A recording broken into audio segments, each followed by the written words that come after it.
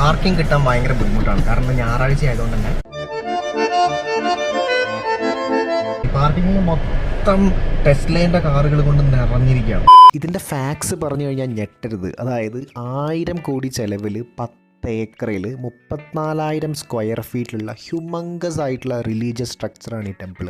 ബാഹുബലി ഉണ്ടാക്കാൻ ആകെ 500 കോടി ആയിട്ടുള്ളൂ. അതിൻ്റെ ഇരട്ടിയാണ് ഈ ടെമ്പിളിൻ്റെ കൺസ്ട്രക്ഷൻ കോസ്റ്റ്. അമേരിക്കേൻ്റെ പല ഭാഗങ്ങളിൽ നിന്നായിട്ട് ആയിരക്കണക്കിന് ആളുകൾ ബെൻസിലും മൗഡിയിലും ബുഗാട്ടിയിലും ടെസ്ലയിലൊക്കെയാണ് ഈ ടെമ്പിൾ വിസിറ്റ് ചെയ്യുന്നത് ഡെയിലി. ഈ ടെമ്പിളിലെ റിച്വൽസും കസ്റ്റംസും പൂജാസൊക്കെ ചെയ്യാൻ വേണ്ടിയിട്ട് ഹാൻഡ്ഫുൾ ഓഫ് പ്രീസ്റ്റുകളെ നാട്ടിൽ നിന്ന് കൊണ്ടുവന്നിരിക്കുക കേട്ടോ. നാട്ടിലെ പോലെ തന്നെ ഷൂസൊക്കെ അഴിച്ചു വെച്ചിട്ട് വേണം ടെമ്പിളിൽ കയറാൻ. അമേരിക്ക ആയതുകൊണ്ട് ഷൂസ് ആരും മോഷ്ടിക്കാൻ വഴിയില്ല. ഇനി നമുക്കിതിൻ്റെ ആർക്കിടെക്ചറും കാര്യങ്ങളൊക്കെ ഒന്ന് നോക്കാം.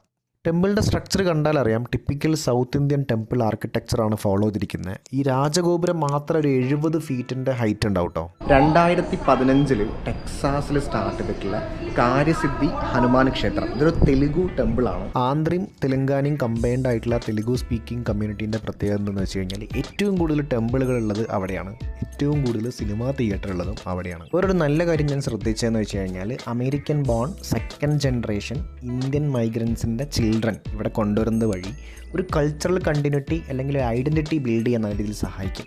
ഞാൻ ഉദ്ദേശിക്കുന്നത് റിലീജിയസ് എഡ്യൂക്കേഷൻ അല്ല, പക്ഷെ ഒരു കമ്മ്യൂണിറ്റി ബിൽഡിങ്ങും ബോണ്ടിനും അത് ഹെൽപ്പ് ചെയ്യും. ഇപ്പോൾ നിങ്ങൾ കാണുന്നതാണ് സാങ്ക്ചം ഹാള്. ഇവിടെയാണ് പ്രിസൈഡിങ് ഡയറ്റി ആയിട്ടുള്ള ഹനുമാനെ ഹൗസ് ചെയ്തിരിക്കുന്നത് കേട്ടോ. ഹനുമാൻ്റെ കൂടെ തന്നെ ഗണേശൻ്റെയും ശിവൻ്റെയും അയ്യപ്പൻ്റെയും ഒക്കെ ഡയറ്റീസ് ഉണ്ട് കേട്ടോ. ഈ ഹാളിൻ്റെ പല ഭാഗങ്ങളിൽ ആളുകൾ പ്രാർത്ഥിക്കുന്നതും ചാൻറ്റ് ചെയ്യുന്നതും മെഡിറ്റേറ്റ് ചെയ്യുന്നതൊക്കെ കാണാൻ പറ്റും. പിന്നെ ഒരു വേൾഡ് റെക്കോർഡ് ഉണ്ടെന്ന് ഞാൻ കേട്ടെ. Longest continuous chanting of Hanuman Chalisa വഴി ഈ ടെമ്പിളിൽ ഒരു വേൾഡ് റെക്കോർഡ് സെറ്റ് ചെയ്തിട്ടുണ്ട്.